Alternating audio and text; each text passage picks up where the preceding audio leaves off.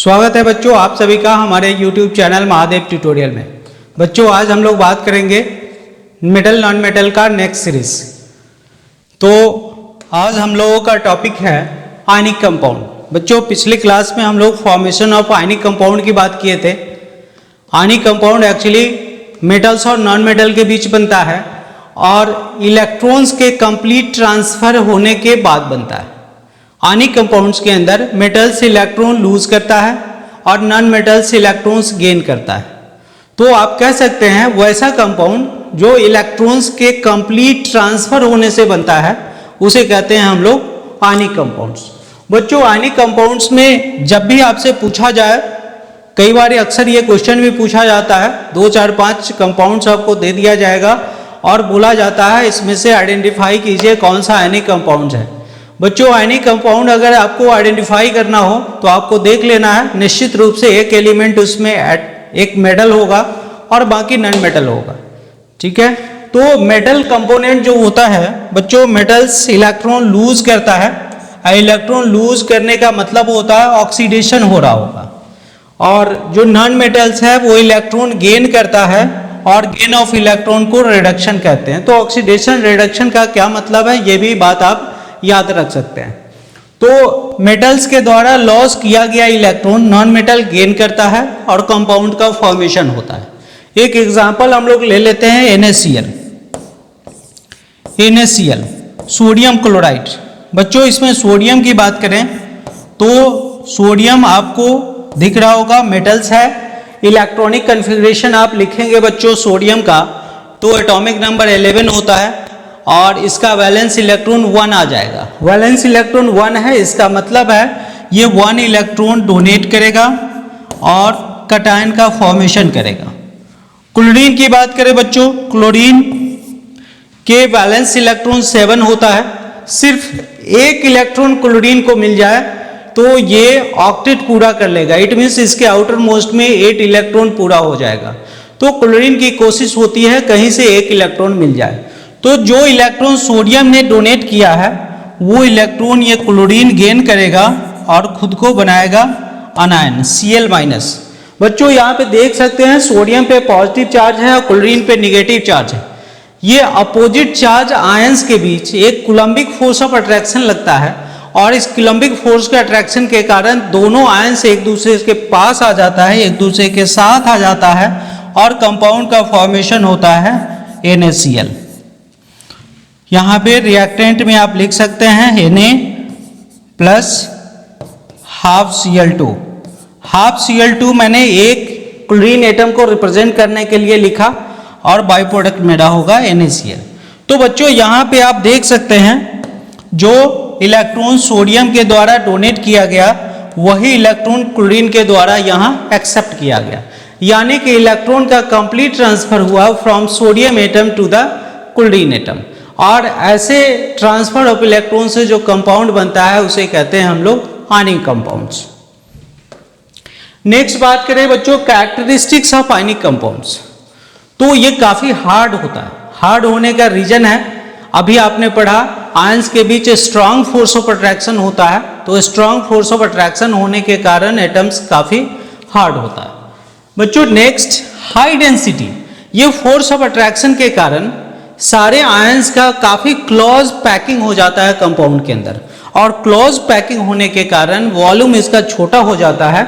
बच्चों डेंसिटी की बात करें तो डेंसिटी का मतलब होता है मास डिवाइडेड बाय वॉल्यूम, और वॉल्यूम अगर छोटा हो जाए तो डेंसिटी बड़ा हो ही जाता है ना। तो क्लोज पैकिंग के आयंस के क्लोज पैकिंग होने के कारण वॉल्यूम कम हो जाता है और कंपाउंड्स का डेंसिटी काफी हाई हो जाता है। नेक्स्ट बात करें बच्चों हाई मेल्टिंग पॉइंट या बॉइलिंग पॉइंट। आयंस के बीच फोर्स ऑफ अट्रैक्शन काफी ज्यादा है। जब बॉइलिंग पॉइंट और मेल्टिंग पॉइंट की बात करते हैं तो फोर्स ऑफ अट्रैक्शन कंसीडर किया जाता है। अगर फोर्स ऑफ अट्रैक्शन का अमाउंट कम होता तो बॉइलिंग पॉइंट मेल्टिंग पॉइंट कम होता, लेकिन यहाँ पे force of attraction Coulombic force of attraction है, काफी स्ट्रॉन्ग बॉन्ड है, इसलिए मेल्टिंग पॉइंट और बॉइलिंग पॉइंट हाई होता है। नेक्स्ट बात करें सॉल्युबिलिटी का। बच्चों जो आयनिक कंपाउंड्स होता है ये पोलर खुद पोलर है, तो पोलर सॉल्वेंट में ये सॉल्युबल होगा।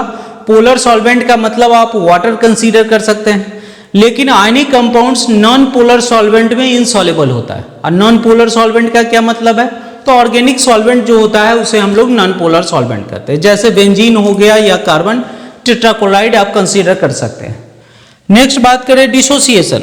बच्चों आयनिक कंपाउंड्स आयंस का बना होता है, इसलिए जब भी आप किसी सॉल्यूशन में इसको डालेंगे एक्वस सॉल्यूशन में, तो ये आयन में डिसोसिएट हो जाता है, ठीक है।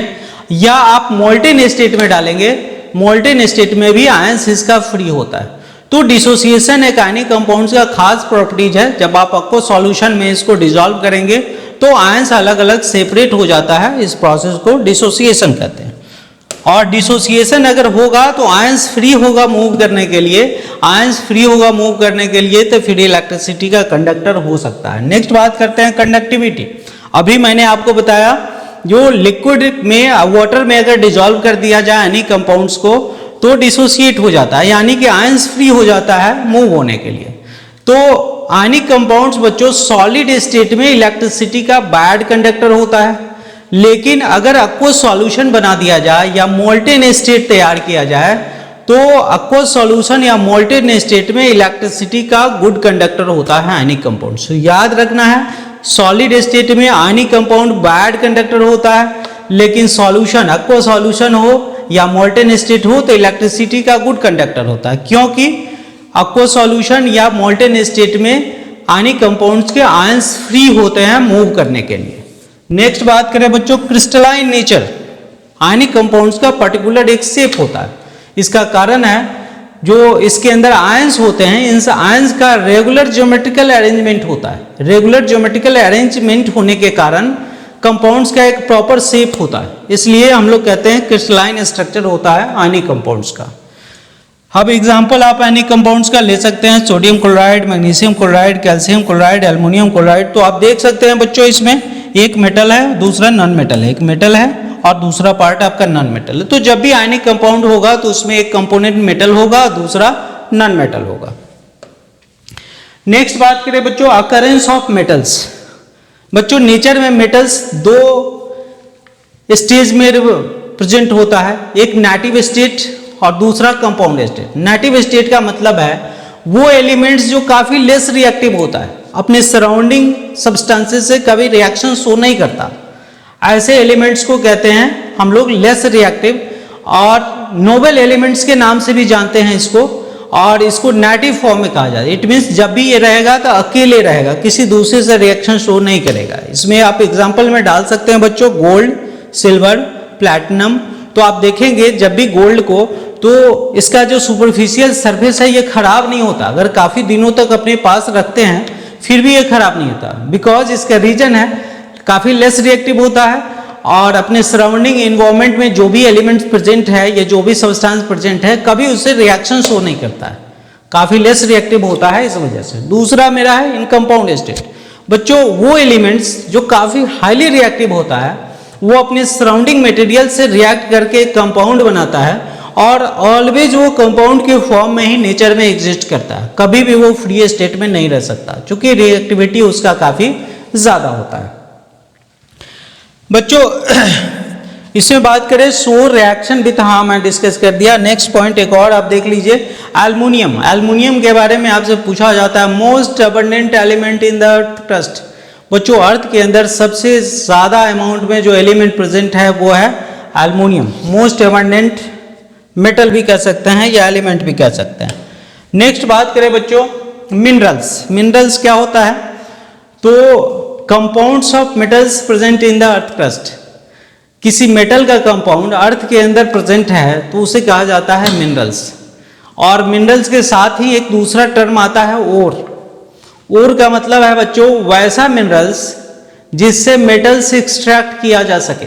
जैसे एक एग्जांपल बॉक्साइट लेते हैं Al2O3.2H2, एक बॉक्साइट मिनरल्स है लेकिन इससे एल्युमिनियम एक्सट्रैक्ट किया जाता है, इसलिए Al2O3.2H2O बॉक्साइट को हम लोग ओर्स कहते हैं। तो क्लियर सा मतलब है जो सारे मिनरल्स है वो ओर नहीं हो सकता लेकिन सारे ओर्स मिनरल्स होगा, ठीक है। तो ओर और मिनरल्स की बात समझ गए। यहाँ पे बात करते हैं बच्चों, कुछ मेरे पास ओर दिया हुआ है, इसका नाम हम लोग लिखते हैं बॉक्साइट। का मतलब होता है बच्चों Al2O3.2H2O। ये किसका ओर हो सकता है बच्चों? ये एल्युमिनियम का हो सकता है। नेक्स्ट है हीमेटाइट। हीमेटाइट का मतलब है Fe2O3। फिर है मैग्नेटाइट। मैग्नेटाइट का मतलब है Fe3O4। Fe3O4 magnetite. सीडेराइट का मतलब है बच्चों FeCO3 फेरस कार्बोनेट। फिर आयरन पायराइड्स का मतलब है बच्चों FeS2।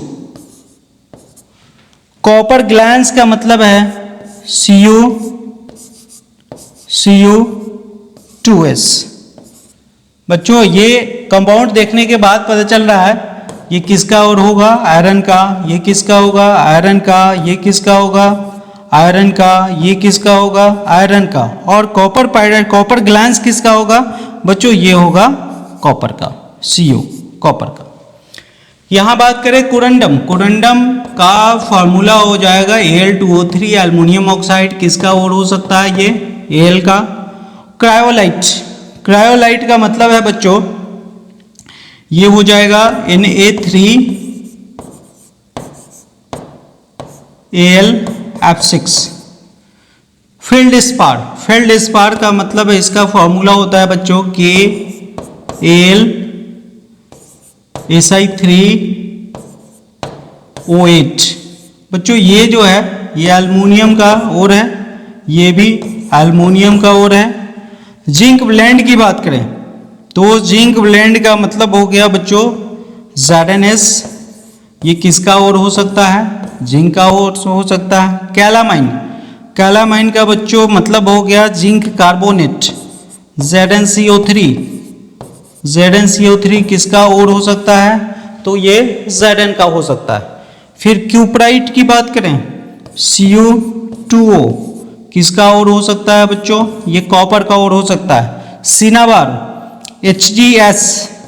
HgS अब ये किसका और हो सकता है? तो मरकरी का हो सकता है। नेक्स्ट और लास्ट है गैलेना PbS लीड का और हो सकता है PbS, और ये लीड का हो सकता है Pb का। ठीक है बच्चों, आज का लेक्चर यहीं पे समाप्त करते हैं। नेक्स्ट फिर से हम लोग कंटिन्यू करेंगे नेक्स्ट टॉपिक के साथ। Thank you for watching.